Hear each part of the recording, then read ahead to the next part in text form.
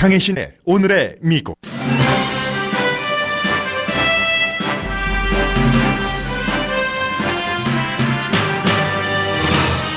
연방대법관 지명자 한 사람이 중간선거에 큰 영향을 미치고 있습니다. 동시에 미국은 철저하게 분열 중입니다. 브렉 캐버나 지명자 성폭행 여부에 대해 제한적으로 조사한 FBI 보고서를 본 백악관과 공화당은 그는 무죄라면서 내일 인준투표를 할 예정입니다. 반면 1000명이 넘는 미국의 거의 모든 대학의 법대 교수들은 커버나 지명자는 이 땅 최고 법원 판사 자격에 미달된다는 공개 편지를 상원에 보냈습니다. 대통령과 공화당 지도부는 대법관 지명자에게 성폭행 당했다고 주장하는 포드 교수를 조롱하거나 포드 교수에 대해 확인되지 않은 루머를 퍼뜨립니다. 그 효과로 공화당 유권자들의 중간선거 참여 열기가 뜨거워집니다. 친보수적이라는 평가를 받는 라스무센 여론조사 결과 트럼프 대통령에 대한 지지도가 다시 50%로 올라갔습니다. 마이크 펜스 부통령은 오늘 대통령이 지난주에 했던 중국 공격의 수위를 한층 높인 연설을 할 예정입니다. 블룸버그 뉴스는 애플과 아마존을 포함한 미국 큰 회사들이 중국의 사이버 공격을 받고 있다고 보도했고 회사들은 부정합니다. 주미 중국 대사는 오늘 NPR 방송과 인터뷰에서 내일과 오늘의 발언이 다른 트럼프 대통령을 이해하기 위해 자신을 포함한 세계 외교관들이 밥 우드워드의 책을 읽고 있다고 말했습니다. 특정 국가 이민자를 특정한 목적에 따라 미국에 체류하게 해온 오랜 정책을 끝내려는 트럼프 행정부에 연방 판사가 집행 중지 명령을 내렸습니다. 펜실베니아 대학 박물관은 중동 국가 난민들을 박물관 안내 요원으로 고용해 미국인이 깊이 있는 설명을 듣도록 하고 있습니다.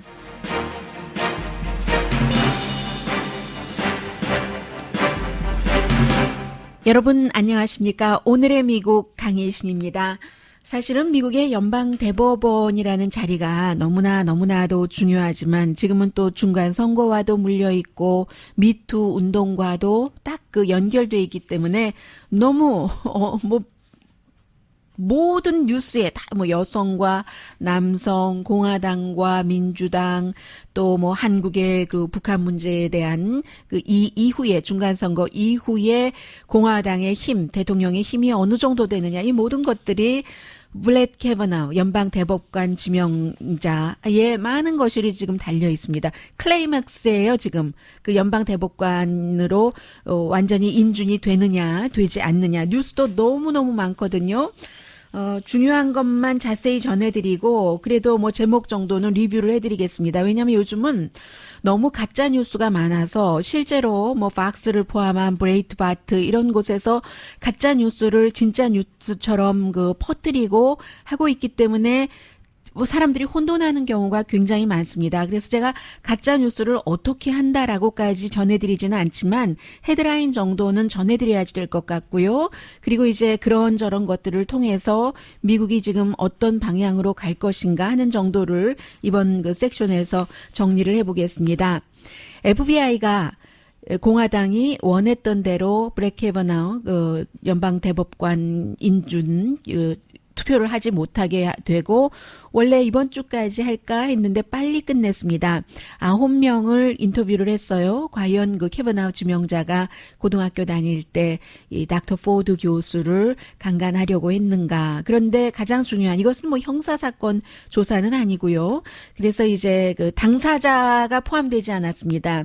이게 포드 교수는 그 FBI가 나를 조사한다면 진실되게 말하겠다라고 얘기를 했고 지명자야 당연히 원치 않았겠죠. 그래서 두 사람이 빠졌으니까 굉장히 제한적이라고 할 수 있고요. 그리고 이제 이런 보고서가 어제 백악관에 들어갔고 상원에서도 지금 리뷰를 했습니다. 백악관은 아무런 문제가 없다. 우리가 지명을 한 대통령이 지명을 한 지명자가 정말 대단히 훌륭한 연방 대법관이 될 것이다. 그리고는 중요한 사람이 상원 그 법사위원장이요, 공화당 그 척 그레슬리도 청문회에서 이미 얘기가 나왔었던 것 이외에 새로운 내용이 없다라고 얘기했고, 역시 공화당의 린지 그레이엄, 이 지명자의 친구면서 가장 강하게 지금 그 방어를 하고 있는 린지 그레이엄은 어제 그 잡지 그 애틀란틱이 그 하는 행사가 있었어요. 애틀란틱 페스티벌에 가서 그 애틀란틱의 편집인과 인터뷰를 하는 과정에서 공화당이 지금 그 대통령이 워낙에 말을 세게 하니까 그런지 다 세게 합니다. 그래서 린지 그레이엄 의원은 뭐라고 얘기를 했냐면, 여성들이 자신이 기르는 고양이가 죽고 자동차 타이어에 펑크가 나기 전에 입을 다물어라. 이제 이게 일종의 미투잖아요. 지난번에 이제 빌 클린턴 전 대통령과의 그런 그 뭐 관계 이런 것을 얘기하던 여성이 고양이가 죽고 뭐 이랬던 것을 그대로 얘기를 한 겁니다. 사람들이 사실은 왜 애틀란틱 그 편집인이 인터뷰를 하면서 공개적으로 방청객들이 있는데 왜 그 말을 못 알아들었겠어요. 이제 인터뷰를 하다 보면 다 알고, 저도 마찬가지고요. 알고 있는 내용도 전문가 또 인터뷰를 하는 그 상대방의 입을 통해서 직접 전달을 하려고 많이 하죠. 그래서 린지 그레엄이 여성들은 입을 다물어야지 된다, 이렇게 고양이 타이어 얘기를 하니까 나 그거 무슨 말인지 잘 못 알아듣겠는데 라고 얘기를 하고, 린지 그레엄이 다시 얘기를 해주는 그 정도까지 이제 공화당은 나갔고요. 민주당은 그에 비해서 지금 각본대로 하고 있네. 각본대로 원래 제한적으로 조사를 하기 위해서 빨리 마무리 짓고 하려고 하는 것이었고요. 그리고 그 사이에 또 그 민주당 하원 의원의 인턴이 어제 체포됐습니다. 왜 체포됐냐면 위키피디어 이런 곳에 올인했지, 린지 그레이엄 이런 사람들의 뭐 예를 들어 전화번호라든가 이런 것을 공개를 해서 사람들이 이제 그 시위를 하도록 뭐 일종의 유도를 했다고 볼 수도 있고요. 조사 결과가 나오진 않았지만 그런 일까지 있을 정도이고, 또 하나는 그 공화당 상원의 법사위원장, 이게 이제 가짜 뉴스의 그 백미인데요. 그 척 그레슬리 의원이 중심이 돼서 이 지금 그 닥터 포드 그 교수가 거짓말 탐지기까지 통과를 했잖아요. 그런데 과거에 친구가 FBI 시험을 보려고 할 때, 여자친구 모니카라는 여자친구가 시험 보려고 할 때 90년대 초에 있었던 일이라고 이 포드 교수의 전 남자친구 엑스 보이프렌드가 그 얘기를 한 겁니다. 본인이 90년 초에 이 닥터 포드와 데이트를 할 때 내가 봤는데, 닥터 포드가 친구 모니카에게 그거 뭐죠? 거짓말 탐지기를 어떻게 그 통과해야지 되는지, 그것도 뭐 다른 것도 아닙니다. 친구가 FBI 요원되고 하려면 거짓말 탐지기를 그 통과를 해야 되니까 maybe 덜 긴장을 해야지 된다, 이런 얘기를 했다는 거예요. 그 엑스 보이프렌드에 따르면 덜 긴장하게 하고 대체로 거짓말 탐지기에서 이런 질문이 나오고 했다고 하고, 그러나 닥터 포드는 이제 그 청문회 과정에서 누구에겐가 거짓말 탐지기 요령에 대해서 가르쳐 준 적이 있는가 했을 때 never라고 답을 했어요. 근데 그 never가 사실이 아니라는 거죠. 엑스 보이프렌드는. 그런데 엑스 보이프렌드가 그렇게 얘기하고 나서 그 원래 문제의 친구인 모니카는 나는 내 친구 닥터 포드에게 한 번도 90년대면 그것도 몇십 년 전이네요. 그런 그 거짓말 탐지기를 어떻게 통과해야지 되는지를 들은 적이 없다. 뭐 이렇게 얘기를 했고요. 그런데 이것을 계속 지금 공화당에서는 오늘까지도 얘기를 하고 있습니다. 저는 뭐 별로 큰 뉴스도 아니기 때문에 요즘 같은 이런 중요한 때에 아예 전해드리지도 않았는데 공화당의 공격이 너무 강하니까 말씀을 드렸고요. 이런 공격이 나오니까 카니정이라고 기억하세요, 여러분들? 수십 년 전에 제가 뉴스를 처음 시작할 때, 그때 이제 그 카니정 앵커가 CBS에서 굉장히 막 인기가 막 올라갔었어요. 물론 그 남편도 유명한 그 미디어 피플이기도 하지만, 그래서 그 카니정이 또 뭐 텔레비전에 아주 잘 맞는 포로제닉하기도 하고, 그 카니정이 70세가 넘어서 워싱턴 포스트에 이 닥터 포드 교수에게 공개 편지를 보냈습니다. 지금 공화당에서 당신에게 대통령이 이제 맥주 한 잔 마시고 그것도 기억 못해 이렇게 얘기한 것 그 이후에 공개 편지를 보낸 거예요. 나도 50년 전에 성폭행을 당한 적이 있다. 가정 주치의에게 그때 대학생 때 내가 그 처녀였는데, virgin이었는데, 무슨 임신 이런 것에 대해서 상담하기 위해서 가서 그 의사에게 성폭행을 당했다. 나도 엄마에게 얘기하지 않았고, 그리고 그 날이 언젠지, 몇 년도였는지, 기억나지 않는다. 닥터 포드와 마찬가지라는 얘기예요. 그렇지만 그 장면은 철저하게 기억이 난다.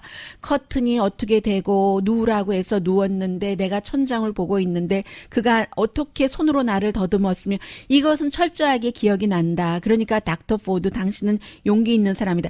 이런 그 카니정이 이번에 케이스가 없으면 본인도 나도 성폭행을 당했습니다 하고 70세가 넘어서 어피니언을 써야지 될 일이 없을 것 같은데 사생활 같은 것도 물론 정말로 그 아주 훌륭한 목적을 위해서 많은 사람들이 뭐 아주 세상이 이상해지는 거예요.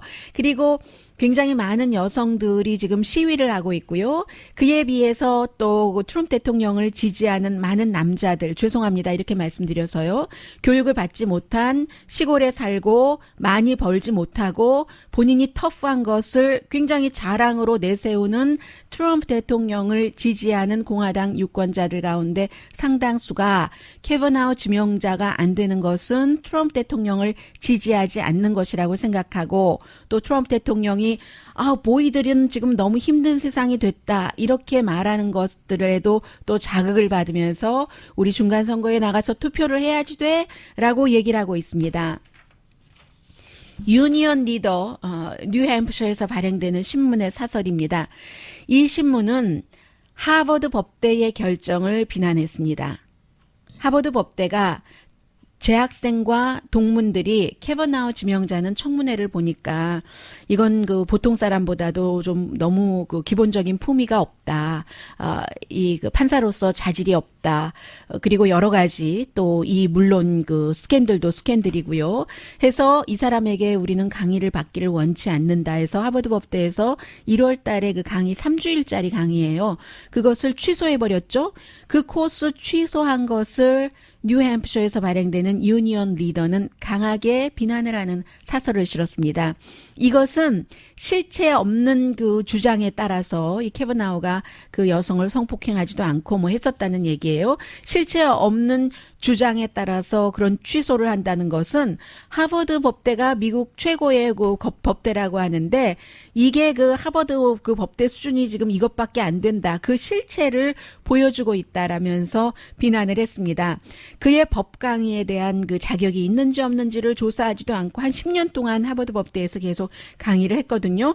그러면서 어떻게 이 법대에서 무죄일 때까지 유죄인 것을 받아들이느냐. 이게 이제 지금 대통령이 한 거잖아요. 보통은 유죄일 때까지는 무죄잖아요. 미국에서. guilty, not guilty 그게. 그런데 이번 캐버나우 경우에는 굉장히 불공정해서 무죄일 때까지 유죄인 것처럼 하버드 대학교 최고 법대에서 받아들였다는 거예요.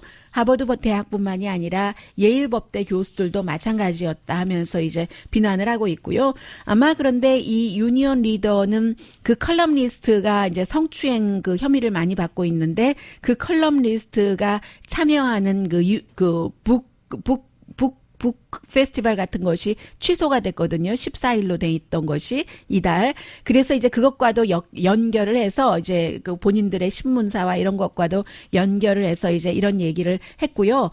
단지 누군가의 주장만으로 누군가를 비난하지 말아라. 캐버나우 그 지명자에 대해서 비난하지 말아라 하고 사설을 썼습니다. 그에 비해서 또 오늘 뉴욕타임즈에는 지지자들이 계속 늘어나고 있는데요.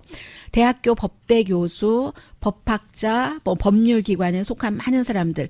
그래서 뭐 대학은 지금 1000명이 넘으니까 거의 모든 대학교에서 적어도 한 명의 그 대학 교수들은 다 참여를 한 것으로 보입니다. 제가 얼핏 보기에 뭐 먼저 로스앤젤레스 주변이니까 UCLA 먼저 봤고요. 로욜라, 뭐 하버드, 코넬, 예일, 버클리, 듀크, 스탠포드 대학교 교수들, 법학자들 다 포함이 돼 있는데 물론 이 사람이 다른 판결한 것이나 여러 가지에 대해서는 우리가 의견이 다를 수 있다고 얘기를 합니다. 그런데 이제 미국의 그 연방 그 대법원이 이 땅에 최고 법원으로 표현을 하면서 사법적인 그 기질이라는 게 있다는 거예요. 그 judicial 그 temperament라는 게 있어서 판사 기질에서 이게 이제 가장 그 중요한 것에 포함이 되는데 법관은 공정하고 편견 없고 또 자제심이 있고 예의 바르면서도 확고하고 결과가 아니라 과정에 충실해야 되는데 캐버나우 지명자가 청문회에서 보여준 것은 여기에 모두 반대된다는 얘기입니다.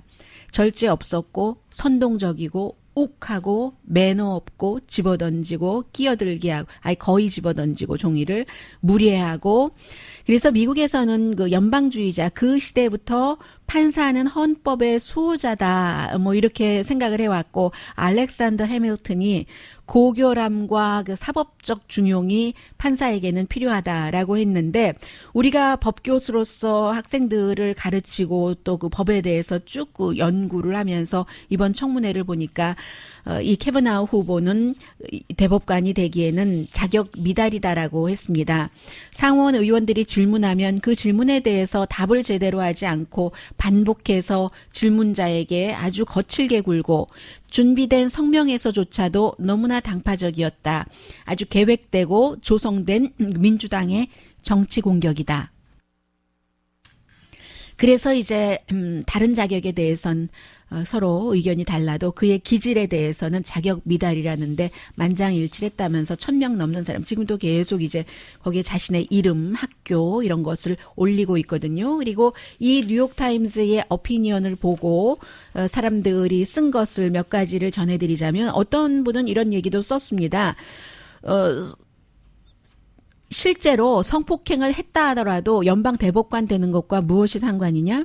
이게 지금 공화당 그 상원 법사위원들이 많이 보여줬었던 것 같기도 하고요. 또 그 트럼프 대통령이 얘기하고 있는 것 같기도 하고요. 왜냐하면 아주 그 어렸을 때 뭐 이런 거 강조하잖아요. 어렸을 때 뭐 5점 없는 사람이 어딨어 뭐 이렇게 얘기를 하는 사람도 있습니다. 그래서 캐버나우 대법관이 부당하게 공격당했다라는 사람도 있고 그렇지만 청문회에서 캐버나우의 민주당 그 의원들의 질문에 대해서 답변 안 하고 하는 것은 시위가 지나쳤다라고 얘기하는 사람도 있고 어떤 사람은 울지 않고 자신을 방어할 수 있는 많은 방법이 있다는 걸 봤다. 캐버나우 그 청문회를 보면서 소리를 지르거나 정치적인 음모라고 몰아붙이거나 자신에게 뭔가를 물어보는 술버릇을 물어보는 상원 의원에게 당신은 한 번도 술 마시고 꼭지 돌아본 적 없어? 정신 나간 적 없어? 하고 되풀이해서 물어보는 캐버나우를 보면서 아 이거 울지 않고도 저렇게도 방어할 수 있구나 하는 것을 배웠다는 거. 이것은 이제 뉴욕타임즈의 기사를 읽은 어떤 사람들의 얘기입니다. 그리고 이와 관련해서 미국 중간선거가 너무나 중요하죠. 미국에도 중국에도 한국에도 러시아에도 다 중요한데 이제 딱 두 가지 방법만 남아있는 겁니다. 캐버나우가 연방 상원 인준을 통과하느냐 통과하지 않느냐 거기에 따라서 트럼프 대통령의 입지는 어떻게 되는가 잠시 뒤에 전해드리겠습니다.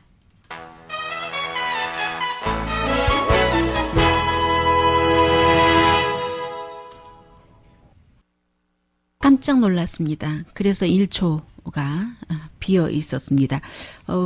제가 다른 것을 보다가 화면을 텔레비전으로 돌리니까 네브라스카가 지역구인 공화당 의원이 좀 젊은 의원이에요. 트럼프 대통령은 지금 미국을 이끌어갈 능력이 없다. 이런 얘기를 한 것 같아요. 그 세스 의원인 것 같은데요. 네브라스카니까. 내용은 들어오는 대로 보도록 하겠습니다. 그러나 트럼프 대통령을 지지하는 그 비율이 또 높아지고 강해졌습니다. 그래서 또 많은 사람들은 연방 대법관 지명자 그를 중간에 그 지명을 철회하지 않은 것 너무 고맙다 이런 오피니언 같은 것도 많이 나오고 있고요. 라스무센 그 여론조사 기구가 날마다 여론조사를 하잖아요. 라스무센이 가장 그 정확하지 않다라고 얘기하는 그런 사람이 네이트 실버예요. 이 사람이 이제 미국의 그 여론조사 가운데서는 가장 그 정치 그 많은 것을 능력도 있고 맞춘다 하는 그 538을 이끄는 네이실버 같은 경우는 그렇게 얘기하고, 그러나 월스트리트저널은 가장 정확하다, 라스무센이 이렇게 말을 하죠. 월스트리트저널은 트럼프 대통령을 지지하는 아주 보수, 특히 경제적으로 그런 신문이니까요. 50%가 트럼프 대통령을 지지하고 그 가운데 37%가 강하게 지지한답니다. 그런데 투표할 가능성이 높은 유권자 가운데서요. 역시 49%는 트럼프 대통령을 지지하지 않고 1%포인트 차이네요. 또 강하게 트럼프 대통령을 지지하지 않는 사람이 40%. 여기서는 이제 3%포인트 많네요. 예, 그런 여론조사가 나왔고, 그리고 옥토버 서프라이즈. 어느 나라나 이제 그 선거 치르기 전에 뭔가 있잖아요. 한국에서 예전에 뭐 항상 무슨 북풍, 무슨 풍 불었듯이 미국은 이제 옥토버 서프라이즈인데요. 11월 첫째 주에 선거가 있기 때문에 바로 그 전에, 지금 벌써 옥토버 하고도 나흘이나 지났네요. 참, 누가 흐르는 물보다 빠르다고 했습니까? 세월을. 날아가는 화살보다 빠르다고 했습니까? 뭐 초음속, 제가 모르고 있는 그 같은 그 어떤 그 비행 물체보다 빠르다고 해야 되는 거 아니에요? 세월의 흐름이. 옥토버 서프라이즈 얘기를 많이 하는데, 몬타나, 인디아나, 웨스트 버지니아, 미주리, 또 테네시 이런 레드 스테이트에서 지금 트럼프 대통령 또 계속 지난 주말부터 다니고 있잖아요. 미시시피 같은 데 다녔고, 오늘도 또 어디 가던데요. 이제 가서 열심히 도 치고 그 고함도 지르고 하면서 사람들 분위기를 이렇게 올려놓는데, 오늘 연설은 또 더 어제보다 더 신남이 묻어있는 연설이겠네요. 드디어 노스다코타에서 지금 민주당의 여성 상원 의원이죠. 현 하이디 의원이요. 헤이캠프 의원이 공화당 도전자에게 많이 밀리고 있다는 여론조사 결과 나오고 있거든요. 지난주만 하더라도 약간의 차이로 비슷하거나 앞서간다고 했는데, 지금 12포인트나 공화당 후보에게 밀리고 있습니다. 지금 헤이디 의원도 이 캐버나우의 워낙에 노스다코타가 트럼프 대통령이 거의 40% 정도 차이로 힐러리 클린턴을 이겼기 때문에 캐버나우에게 찬성票던져야 되나 반대票던져야 되나 고민을 하고 있을 텐데, 지금 이런 여론조사 결과 나왔고요. 전체적으로 저도 불과 얼마 전에 9월 달에 여러분들께 여러 차례 말씀을 드렸습니다. 민주당에 대한 지지도가 유권자들 사이에서 높아져서 균형 좀 잡아라 하는 뜻에서도 많이, 그래서 12포인트 정도 공화당보다 앞서간다고 했는데, 지금은 2포인트 정도 앞서갈 뿐이거든요. NPR과 PBS 방송, 메리스트의 공동 여론조사 결과입니다. 물론 이제 무당파를 봐야지 되는 이런 것이 남아있긴 합니다만은, 그리고 아직 선거에서 4주일 남았는데요. 선거에서의 4주일 조금 더 남았네요. 4주일이라는 것은 굉장히 긴 역사라고도 할 수 있는 것이고요. 그리고 또 뭐가 있습니까? 그 사이에 정말 중요한 것은 여성들의 투표와 남성들의 투표가 중요한 것이고요. 여성들은 지금 공화당이나 트럼프 대통령의 연방 대법관을 지지하면서 보여주는 모습에 대해서 굉장히 싫어하고 분노하기도 하고, 남성들은 어때? 그럴 수도 있지. 설령 그랬다 하더라도 그럴 수도 있지. 이러는 것 아니겠어요? 그래서 이제 그런 부분 중요하고, 조 맨친 의원도 이 민주당 의원인데 웨스트 버지니아가 지역구이니까 아마 연방 대법관 지명자에게 찬성표 던질 것 같은데요. 그렇지만 만약에 본인이 50번째로 던지지는 않겠다고 했습니다. 50번째로 던지면은 거기에 플러스 원 부통령 후보 상원 의장으로서의 표가 보태져서 51표로 통과가 되잖아요. 그러나 51번째나 52번째로는 오케이. 본인 선거 치르고 있으니까, 어렵게 치르고 있으니까 그렇게 하겠다는 얘기고, 공화당에서는 지금 리사 머코우스키 의원 한 명만 의견을 FBI의 새로운 조사에 대해서 밝히지 않았는데, 반대 반대표를 던질 수도 있을 것 같았던 수잔 콜린스나 그리고 이렇게 FBI의 수사를 이끌었던 그 제프 프레이크 선거에 나가진 않지만 애리조나가 지역구인 공화당 연방 상원 의원은 아마 이제 별 문제 없다 하는 쪽으로 FBI 조사에 의견을 지금 얘기하고 있습니다. 리사 머코스키를 잘 모르겠어요. 그리고 뭐 두 가지 중에서 하나죠. 뭐 예를 들어서 연방상원에 인준이 되고 나면은 미국이 앞으로 수십 년 동안 역사상 최고의 보수적인 연방대법원이 되는 것이고, 여성들은 그렇게 되면은 그 11월 선거에 참여가 높아질 테고요. 왜냐하면 트럼프 대통령이 선거 유세를 할 때 내가 대통령이 되면은 낙태를 반대하는 연방대법관을 지명하겠다. 그리고 연방대법원에서 이제 낙태 자체를 불법으로 하겠다는 얘기잖아요. 미 전국적으로. 이게 얼마나 현실적일지는 잘 모르겠어요. 그 낙태라는 것이 꼭 무슨 뭐 여성이 자신의 몸에 대한 권리 이렇게 얘기를 하지만 그게 꼭 여성이 자신에 대한 그 몸의 권리를 주장하는 것만은 아니잖아요. 남자와 여자가 만나서 그 아이를 낳는 과정까지 가서 그 사람들이 결혼을 했던 결혼을 하지 않았던 이 아이를 어떻게 할 것인가. 우리는 죽어도 이거는 안 되겠다. 나도 그 내 건강도 그렇고 아이에게도 그렇고 그것을 국가가 불법이다, 낙태가 불법이다라고 결정을 해야지 될지 아니면 두 사람과 그 주변 사람들이 같이 의견을 모아서 결정을 해야지 될지 이것 자체는 모든 케이스가 다 그 모든 케이스에 적용되는 것도 아니고요. 참 어려운 문제 같죠? 그런데 어쨌든 트럼프 대통령은 지금까지 3번 그 결혼 생활을 하면서 부인들이 낙태를 한 번도 해보지 않았는지는 모르겠으나 그리고 워낙에 여자친구도 많았던 사람이니까요. 모르겠으나 어쨌든 정치적으로는 그 같은 입장을 지금 갖고 있는 것이고 그리고 만약에 이게 이제 그 연방 대법관 지명자가 지금으로서는 뭐 인준을 받을 확률이 높아 보입니다만 인준을 받지 못한다면은 대통령이 다시 누군가를 지명을 해야 되거든요. 그것도 역시 뭐 복음주의자들 이런 사람들을 표를 의식을 해야지 되니까 낙태에 반대하는 그런 연방 대법관을 지명을 하겠죠. 린지 그레이엄 의원 같은 경우는 캐버너를 다시 지명을 해야지 된다고 얘기를 하고요. 뭐 어렵게 됐습니다. 뭐 그런데 뭐 오늘 내일 모레 사이면은 뭐 클라이맥스도 일단은 끝나고 다른 방향으로 갈 것 같고요. 오늘 부통령이 연설을 하는데 부통령 연설 전에 오히려 이 내용부터 전해드릴까요? 미국이 혼자 갈 수는 없는 거예요. 연방 법무부에서 7명 러시아 군 정보 관계자들을 기소했습니다. 이 사람들이 사이버 활동을 미국과 동맹국을 향해서 했기 때문에 왜냐하면 이 러시아에서 이 사이버로 막 해킹하고 한 것은 지난번에 그 평창 올림픽에 러시아 선수들 못 갔잖아요. 러시아 올림픽 선수들 도핑하고 이렇게 해서 참가하지 못하도록 한 것에 대한 보복이다. 해서 이제 그런 사이버 활동을 하니까 미국이 뭐 먼저 하고 싶었던 건 아닙니다. 뭐 네덜란드 이런 그 네덜란드도 그 4명의 그 관계자를 추방을 해버렸잖아요. 러시아의 군 정보 당국 그 GRU 관계자를 추방을 해버렸고 왜냐하면 그 관계자들이 그 OPCW라고 글로벌 화학 무기 감시 기구를 해킹하려고 시도를 했다는 거예요. 그래서 이제 이것은 정말 민주주의, 서구 민주주의를 정말 그 러시아가 공격하는 거다 해서 이런 일이 유럽에서 있었고 미국에서도 7명을 기소를 했고요. 그리고 또 하나는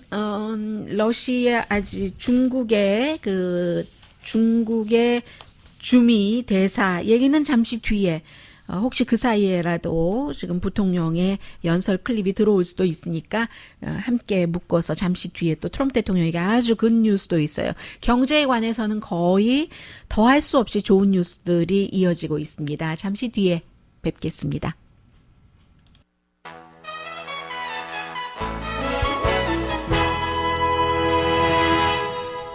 라디오 서울 방송 오늘의 미국 듣고 계십니다. 지난주에 실업수당 청구도 49년 만에 또 최저다 하는 얘기로 결론이 났습니다. 8,000명이나 한 주일 전보다 줄어들어서 20만 7천 명 9월 29일에 끝난 주예요. 지난주 토요일에 끝난 그 한 주일입니다. 로이터 전문가가 한 21만 3천 명은 되지 않을까 했는데 예상보다도 적었어요. 그리고 또 내일이죠? 금요일? 9월달 전체적인 그런 그 고용률도 나오는데 예상은 한 18만 5천 명 새로 일자리를 잡지 않았을까 사람들이 생각을 하고 있는데 8월 달에는 20만 1,000명이었거든요. 그런데 9월 달에는 뭐 허리케인도 있고 했으니까요. 사우스캐롤라이나, 노스캐롤라이나. 어쨌든 그 트럼프 대통령에게 굉장히 좋은 뉴스입니다. 아무리 또 그 장기적으로 그 세금 감면 때문에 미국의 연방 빚이 많이 늘어난다 하더라도 일단 그 정치인에게는 항상 장기적인 것과 단기적인 것이 함께 가는 것이니까요. 그리고 네. 오늘 그 블룸버그 뉴스를 보면 굉장히 긴 내용의 기사입니다. 블룸버그 뉴스니까 또 이런 것을 전문으로 다루니까 그런데 간단히만 말씀드리죠. 중국의 마이크로칩이 얼마나 작은지 몰라요. 그것을 사진으로 찍어서 그렇지 실제로 제가 지금 얇은 볼펜을 들고 있는데요. 이 얇은 볼펜 심 정도 크기가 아닐까. 볼펜을 이렇게 딱 이렇게 쓰려고 했을 때요. 그 정도로 보이던데요. 사진으로는. 그런 중국의 마이크로칩이 미국의 큰 회사 한 30군데의 서버에 지금 들어가 있다. 해서 이게 장기적으로는 회사의 비밀을 그 캐내고 또 예민한 정부의 네트워크 관련 이런 것들에 접속을 하기 위해서 그렇다는 거예요. 그래서 이제 그 30개 회사에는 당연히 아마존이나 애플까지도 포함이 돼 있는데 그 회사 가운데 일반인들에게는 익숙하지 않지만 슈퍼마이크로라는 회사가 있는데 이 회사 뭐 중국에서도 뭐 만드는 것 있고요. 이 슈퍼마이크로까지 이 중국 마이크로칩이 공격을 했다는 것은 이것은 뭐 이 세상을 공격한 것과 같다. 이렇게 그 블룸버그 뉴스의 전문가는 얘기를 했거든요. 아, 이런 표현도 했네요. 윈도우를 공격한 것과 같다라고 얘기를 했고, 그러나 이 30군데 그 중국 마이크로칩이 그 큰 회사 서버에 딱 심어져 있다는 그 회사들은 많은 그 회사들에서 그 보도가 틀렸다. 블룸버그 보도가 틀렸다. 회사는 우리 회사 공격 당했다라고 당한 것이 증명되기 전까지는 안 그러는 경우가 많잖아요. 이런 큰 회사들은 다 뭐 주식 상장돼 있고 한데 네, 그렇게 돼 있습니다, 지금. 그리고는 오늘 제가 그 라디오에서 들은 것 가운데 하나가 그 내용이 어디 갔나요? 제가 기억하는 것만으로도 여러분들께 말씀드릴 수 있을까요? 네, 어디엔가 있을 텐데 뭐 기억나는 거로 말씀을 드리죠. 그 중국의 그 주미 중국 대사요.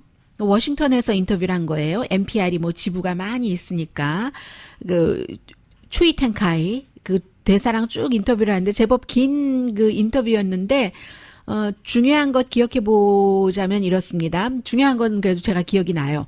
그 피터 나바로 그 백악관의 지금 경제자문은 중국에 대해서 굉장히 강경한 정책을 쓰기를 원하고 중국에 대해서 적대적이고 실제로 그 뭐 스티븐 밀러 그 자문과 마찬가지로 지금 무역 전쟁 치르는 것도 중국에 달려 있다. 미국은 협상하려고 하는데 이렇게 계속 얘기를 하는데 주미 중국 대사 추이 텐카이는 NPR 방송과 인터뷰에서 중국은 미국과 협상을 하려고 한다. 중국은 무역 전쟁을 원하지 않는다. 그런데 미국이 하는 그 행동이 어떻게 할 수 없게 한다. 트럼프 대통령이 오늘 이 말을 하고 내일 또 저 말을 하는데 우리가 혼돈하지 않을 수가 없다. 트럼프 대통령을 이해하려고 우리는 정말 많이 연구를 하고 있다 하니까 NPR의 앵커가 그 물어봤어요. 트럼프 대통령의 트위터를 팔로우 하십니까? 이랬더니 외교관이잖아요. 외교관이니까 그 답을 좀 안 하더군요. 그러니까 이제 또 다른 질문으로 그 팔로업 하는데 뭐 의미 있는 내용이 있습니까? 이렇게 다시 물어봐요. 그랬더니 이 대사가 트위터를 그 대통령이 쓸 때는 의미가 있어야지 된다. 그리고는 거기까지만 얘기를 했어요.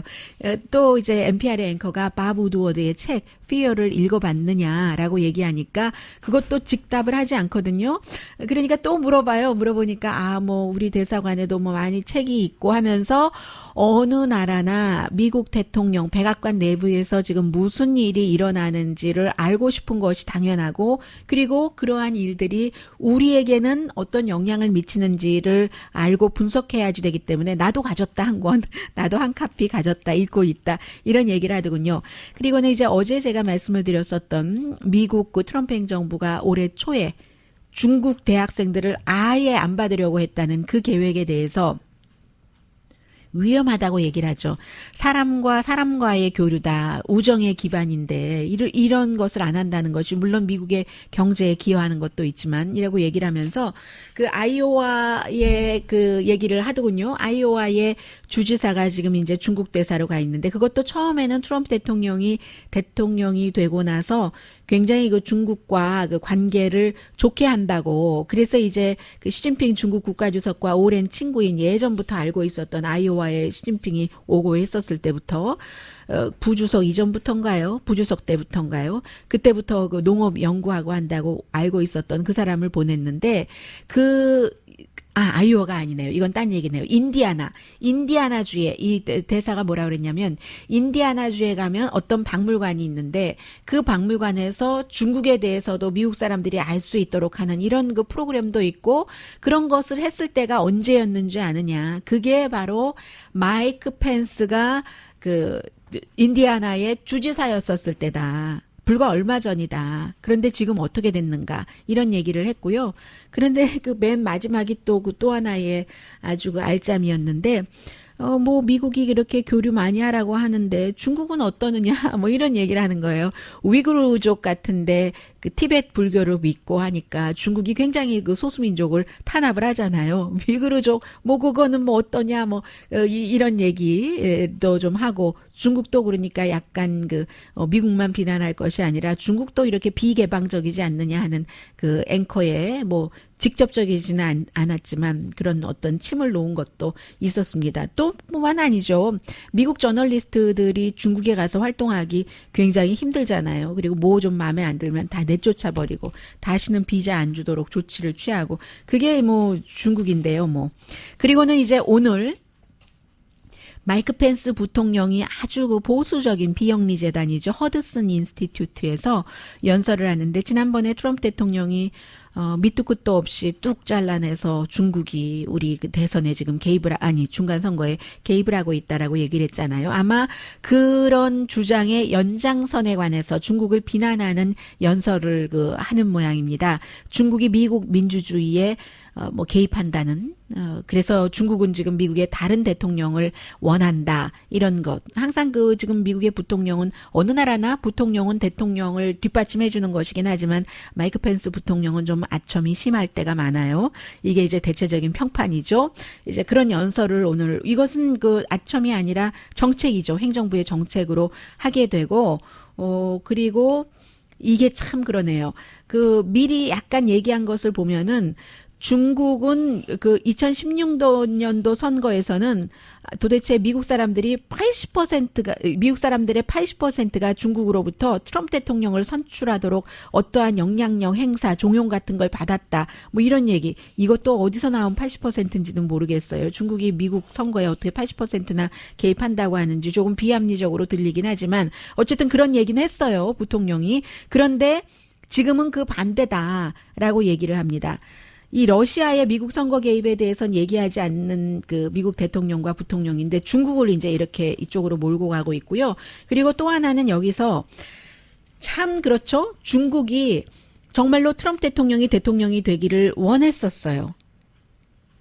힐러리 클린턴과 도널드 트럼프 후보 두 사람 사이에서. 힐러리 클린턴이 버거웠기 때문에 어떤 점에서요? 그가 무슨 힐러리 클린턴이 실력이 많고 너무 뭐 이래서가 아니라 단지 중국으로서는 단지가 아니라 큰 이유가 힐러리 클린턴은 워낙에 민주당이기도 하고 인권을 강조를 하잖아요. 중국에 가서도 무슨 인권 회의 같은 곳, 또 여성 인권에 관한 심포지엄 같은 데 가면은 힐러리 클린턴이 여자이기 때문에 굉장히 중요한 연사로 가서 얘기도 하고 뭐 러시아나 중국이나 다 마찬가지였죠. 힐러리 클린턴 되기를 싫어했었죠. 그런데 지금 막상 이 도널드 트럼프 대통령이 되고 보니까 시진핑 중국 국가주석이 또 다른 것으로 지금 아주 괴로워하고 있는 중인 거죠. 네, 참 세상 일이라는 게 알 수가 없어서요.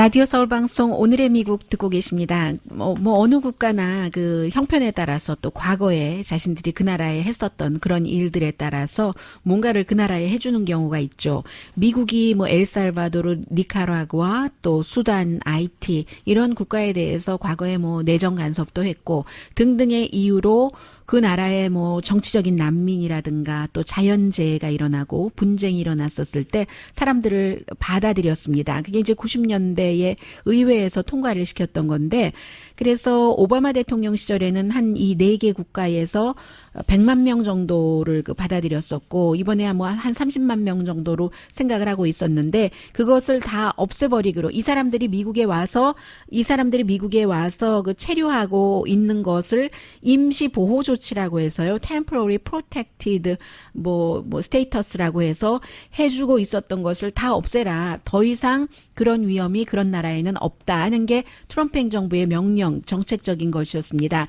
여기에 대해서 미국의 민권자유연맹이 고소를 했습니다. 27만 명 정도의 미국 그 시민들의 시민의 니 낳은 그 자녀 가운데 적어도 한 부모는 그래서 추방돼야지 될 위기에 있는 거예요. 그렇게 될 경우 미국에서 태어난 어린이들이기 때문에 아예 모르는 나라로 가거나 아니면 부모와 떨어져 살아야지 되는 이런 경우들도 있고 해서 샌프란시스코의 그 판사가 오바마가 임명한 판사예요. 이 사람이 이건 아니다. 더군다나 트럼프 대통령은 백인이 아니거나 유럽에서 온 사람이 아니면 이렇게 인종 차별적인 것을 많이 한다. 인도적으로나 국가적으로나 이런 것은 안 된다 해서 시행 중지 명령을 내렸습니다. 행정부가 바뀌면 이제 이런 여러 가지 내용들도 바뀌게 되고 장기적인 영향은 그 이후에 알게 될 테고요. 그런데 유니버시티 오브 펜실베니아에서는 시리아라든가 이라크에서 난민으로 온 사람들을 훈련을 시키고 교육을 시켜서 그 중동 뮤지엄이 있는데 학교에 투어 가이드로 일하게 합니다. 그러면 그 사람들의 경험과 이런 것을 사람들에게 더 잘 전해줄 수 있다는 거예요. 강혜신이었습니다.